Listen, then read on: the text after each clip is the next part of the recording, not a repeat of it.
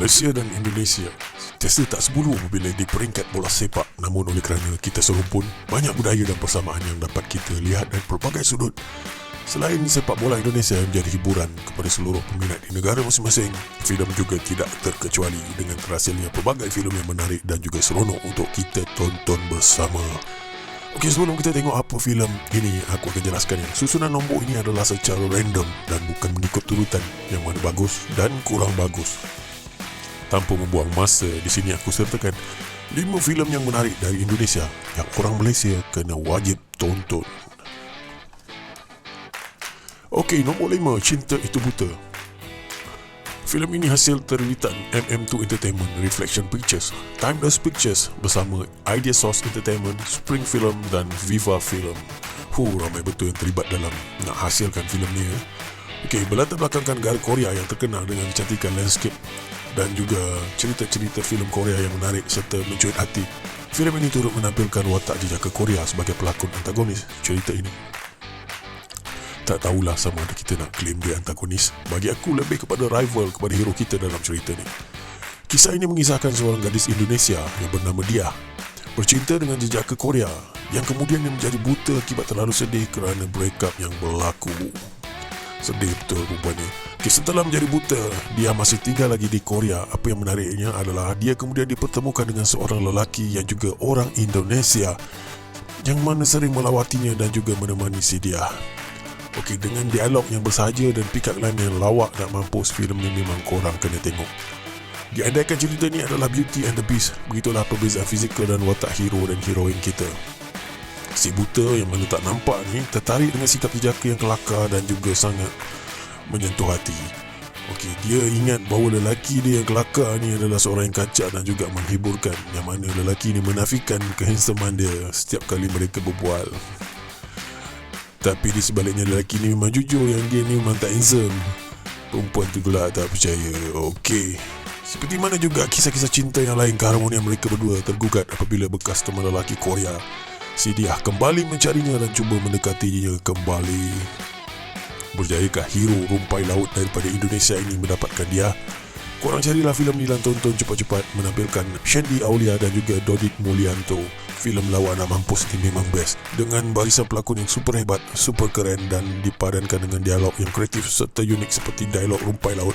Ini adalah antara filem mesti tonton arahan Rachmania Arunita.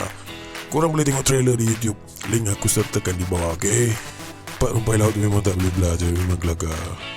Salut. Okey, nombor 4, Bumi Malaysia. Salah. Bukan Bumi Malaysia, Bumi Manusia.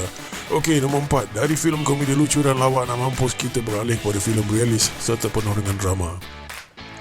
Filem ini berlatar belakangkan zaman penjajahan Belanda, sebuah kisah cinta antara sepasang kekasih yang berasal daripada Indonesia dengan gadis yang bernama Annelies yang berketurunan Belanda. Romeo dan Juliet versi perbezaan dua budaya. Cerita ni membawa perspektif baru dalam kisah cinta dengan memaparkan ciri-ciri kenegaraan serta perjuangan menentang penjajah. Masalah yang timbul akibat pernikahan antara hero kita dan gadis pilihannya mendapat tentangan dari pelbagai pihak, sehingga kes mereka ini dihadapkan ke mahkamah dengan pihak Belanda menjadi hakim kepada kes perceraian ini. Okey, dengan pihak Belanda menjadi hakim kepada kes perbicaraan ini, apa lagi yang korang boleh harapkan selain daripada plot-plot fakta kes yang berat sebelah serta memihak kepada pihak Belanda. Dengan semangat jati diri yang kuat, hero kita bersama dengan keluarga serta kenalannya menjadi orang pertama yang menentang pihak Belanda di mahkamah. Dengan scene yang dramatis, penuh emosi dan juga dialog makan dalam daripada barisan-barisan pelakon yang filem ini memang wajib tonton. Barisan pelakon Belanda yang fasih berbahasa Indonesia juga sangat mengejutkan. Ianya memberikan satu keunikan dalam filem ini. Sinematografi yang cantik, babak-babak yang epik serta gaya penceritaan yang penuh seni. Okey, filem arahan Hanung Bramantyo ini sangat bagus. Watak-watak masalahnya juga tidak seperti dibuat-buat dan memang blend in dengan watak Indonesia sangat bagus. Bahasanya juga sangat cantik. Okey, korang ingat, senang kena buat filem zaman silam ni. Susah siut. Macam-macam perkara yang perlu dititik beratkan, macam prop, gaya bahasa, latar belakang dan cabaran dalam perkara yang perlu diambil kira untuk menghasilkan filem-filem epik macam ni. Tapi filem ini dengan suksesnya berjaya dihasilkan dengan penuh ketelitian. Syabas Bumi Manusia, filem korang memang terbaik. Siapa yang suka kisah cinta, siapa yang suka kisah-kisah sejarah dan epik, ini adalah filem yang korang wajib tonton. Okey, kita dah ke filem kelakar, kita dah kepada filem yang realis dan juga penuh emosi. Sekarang ni kita berbalik mula santai-santai dengan filem-filem yang lebih ringan. Okey, Preman Pensiun. Okey, ini pensiun ni maknanya orang yang dah pension untuk orang Malaysia. Tadi kita dah serius kan. Okay, sekarang ni kita pergi kepada lawak yang agak serius. Filem ini yang ada vibe gangsterisme dan juga keganasan. Kemudiannya dialihkan perhatian kita kepada kehidupan gangster ini ataupun orang-orang otai-otai pension ni dengan hidup yang baru, yang mana dia orang ni semua dah bersara, aman damai ketika ni. Okey, dengan cabaran yang baru, iaitu anak perempuan gangster ni yang dah meningkat dewasa ingin berpacaran, ingin ada kawan lelaki. Ini adalah antara scene lawak yang ditampilkan dan juga masalah utama dalam cerita ni. Untuk menyelesaikan masalah yang timbul, bekas-bekas gangster-gangster pension ni bersatu kembali di dalam satu reunion yang kecil-kecilan. Tapi reunion diorang ni mendatangkan kecurigaan kepada isteri-isteri dan teman masing-masing. Konsep yang simple tapi lawak dan plot yang dialog yang lucu membuatkan filem ni santai dan juga wajib tonton untuk semua orang. Eloklah tu zaman-zaman Covid, duduk rumah kan, cuba korang cari cerita Preman Pensiun. Kita ni lawak siut. Okey, macam aku cakap, turutan filem ni kita buat random, okay? Tapi filem nombor 2 ni antara filem yang antara ranking yang tertinggi di dunia. Okey, nama filem ni adalah The Night Come For Us. Okey, filem Indonesia ni telah mendapat tempat di hati peminat filem antarabangsa dengan barisan pelakon Indonesia yang laris bak pisang goreng di Hollywood, membawa perspektif baru dalam dunia perfilman dunia dengan budaya serta lanskap Nusantara yang masih segar dan tidak overuse di kebanyakan filem.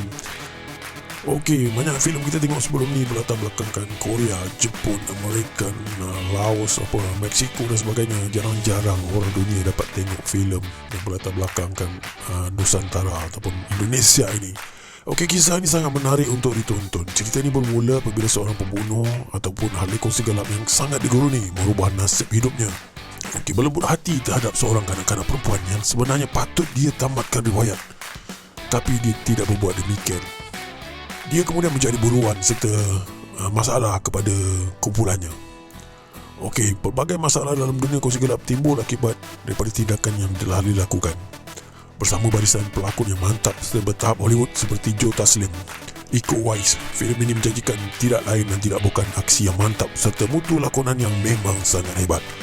Sinematografi yang cantik serta fight koreografi mantap membuatkan filem ini satu kemestian untuk korang tonton. Okey, korang semua boleh tengok filem arahan Timo Jajanto ini yang dibawakan oleh XYZ Film di Netflix. Kalau tak salah aku, XYZ Film ini juga merupakan antara satu produser ataupun syarikat produksi yang mula-mula menaikkan nama Iko Uwais dulu dalam filem Merantau Warrior. Okey, kalau tak silap Okey, filem ini sesuai ditonton dikala korang teringin nak jadi kaki pukul dan tengah sakit hati.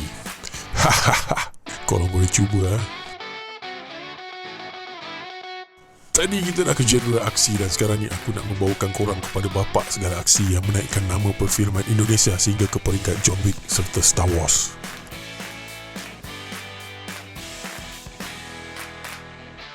Filem The Raid. Filem ini berkisahkan tentang seorang anggota polis khas bersama pasukannya ditugaskan untuk melakukan serbuan di sebuah sarang ketua penjenayah yang terletak di kawasan perumahan apartmen. Okay, bangunan tinggi Pada awal scene ini lebih terarah kepada cakap-cakap dan juga drama kisah keluarga hero kita. Tapi apabila masuk ke pertengahan cerita sehingga ke akhir filem, ia memaparkan aksi-aksi dan juga babak-babak stunt yang tak henti-henti. Okay, pelbagai combo serta deadly move dalam seni bela diri disajikan kepada mata dan kepala otak korang semua. Kepada penggemar filem aksi, ini adalah antara filem aksi ikonik yang wajib korang semua tonton. Tahap-tahap Bruce Lee dan juga filem-filem legend yang lain. Kalau tak tonton, rugilah korang. Okey, dengan membawakan elemen silat sebagai kemahiran utama hero kita, segala musuh dalam filem ini dibantai dengan habis-habisan. Filem ini dilakukan oleh Iko Uwais, Yayan Ruhian dan juga Joe Taslim. Siapa kata badan kecil tak kuat lawan? Tunggu sehingga korang semua tengok macam mana Yayan Ruhian ini membantai musuh-musuhnya. Yayan berperanan sebagai orang kuat, ketua penjenayah, mempunyai agility yang sangat tangkas, badan yang sekeras besi, memang sukar untuk ditentang oleh hero kita. bahkan terpaksa tag team untuk menewaskannya. Okay, selain daripada aksi, beberapa plot twist dalam cerita ini juga menjanjikan korang semua satu pengalaman baru untuk menontonnya. Filem ini merupakan satu sejarah kepada Indonesia itu sendiri kerana menjadi satu filem yang sangat hit serta mendapat sambutan ramai di seluruh dunia dengan pelbagai komen positif dan juga uprise daripada orang ramai. Filem ini memang sangat terkenal. Dengan bajet yang tidak sebesar Hollywood, filem ini sangat diangkat tinggi dan menjadi satu masterpiece kepada mereka yang terlibat menghasilkannya. Dengan filem ini juga, ianya membuka jalan kepada barisan pelakon untuk menembusi dunia perfilman Hollywood seperti filem John Wick, Star Wars dan juga lain-lain lagi. Kalau korang semua nak tengok filem-filem lain yang melibatkan pelakon-pelakon ini di dalam filem Hollywood, bolehlah type nama dan cari aktor Indonesia di filem Hollywood. Maka keluarlah pelbagai lagi filem-filem lain yang mana pelakon-pelakon ini terlibat sama. Okey, tahniah kepada saudara kita di Indonesia. Anda semua membanggakan rumpun Nusantara. Baik, itulah tadi 5 filem Indonesia yang orang Malaysia wajib tonton. Sehingga kita jumpa lagi di gelanggang sepak bola bersama seteru kita Indonesia. Tapi sebelum tu, jom kita lepak-lepak berdamai dan layan dulu filem-filem terbaik Indonesia yang menghiburkan serta mengharumkan nama Nusantara kita. Ayo nonton ya. Adios amigos.